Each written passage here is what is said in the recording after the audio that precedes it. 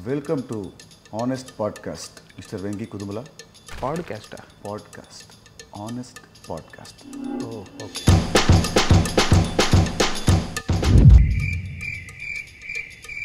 Okay. ప్రతి హీరోకి వాళ్ళ డైరెక్టర్స్ని కొన్ని క్వశ్చన్స్ అడగాలంటుంది.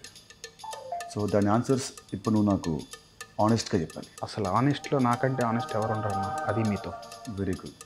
So shall I start the game? Yes. చాలా ఫైట్లలో హీరో ముందున్న ఫైటర్స్ని కొడుతూ ఉంటే వెనకాల ఫైటర్స్ అలాగే చూస్తూ ఉంటారు. వాళ్ళు వచ్చి ఒకేసారి వస్తే హీరోకి దెబ్బలు తగులుతాయని మేమే ఏడీలను ఒక్కొక్కరుగా పంపమని చెప్తాం. ఆనెస్ట్గా. ఓకే. ఒక షాట్లో హీరో పొద్దున్నే లేవాలి.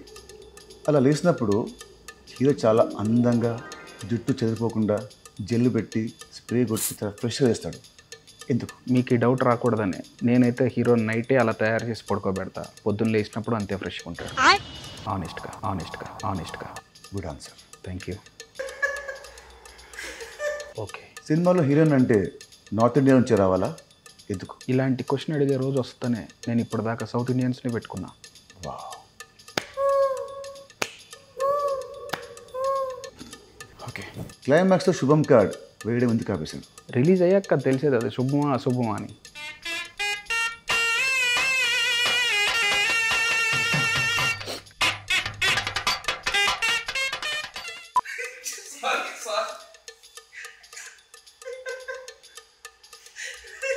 ఒక మార్కెట్లో అవుతుంది, ఒక మాస్ సాంగ్ షూట్ అవుతుంది. హీరో వస్తాడు, సడన్గా స్టెప్స్ ఇస్తాడు.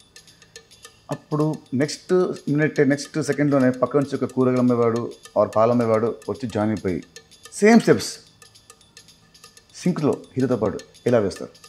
అప్పుడప్పుడు సాంగ్లో వాళ్ళు పాడుతుంటారు. అంటే హీరో పాడే సాంగ్ వాళ్ళు ముందే తెలుసా, స్టెప్స్ వాళ్ళు ముందే తెలుసా, ఎలా?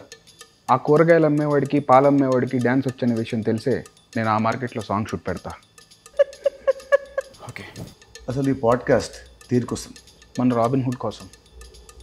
మరి సినిమా ఎప్పుడు release? From March 28th, 2025. Yes. Honestly.